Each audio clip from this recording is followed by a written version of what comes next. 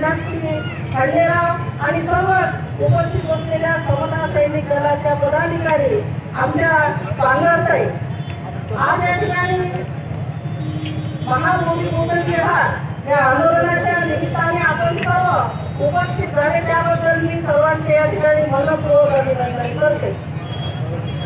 हा जो लढा आहे, हा लढा अनात्रिक ब्रह्मोबाद बौद्ध भिक्षू अनात्रिक ब्रह्मोबाद यांच्या नेतृत्वापासून सुरू झालेला लढा आहे.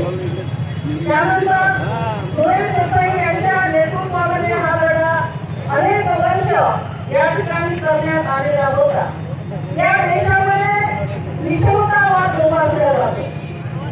भगवान गौतम बुद्धाने आपल्याला जो धम्म दिला तो धम्म समानतेवर आधारित असा धम्म आहे. आणि डॉक्टर बाबासाहेब आंबेडकरांनी सुद्धा संविधानाच्या माध्यमातून या देशातल्या तमाम लोकांना, जनतेला आणि विशेष म्हणजे महिलांना समान संधी दिलेली आहे. परंतु या देशामध्ये मोहवाद जोपासला जातो, या देशामध्ये विषमतावाद जोपासला जातो आणि त्याचं उदाहरण म्हणजे महाबोधी बौद्ध विहार हे जे या ठिकाणी मोहवाद्यांनी ताब्यात घेतलेलं आहे हे आपल्याला दिसून येते. का असं होत आहे तर खरं तर डॉक्टर बाबासाहेब आंबेडकरांनी तुम्हाला आम्हाला सांगितलं होतं की जा आणि तुमच्या घरावर लिहून ठेवा की मला या देशाची शासनकर्ती जमात बनायचं आहे.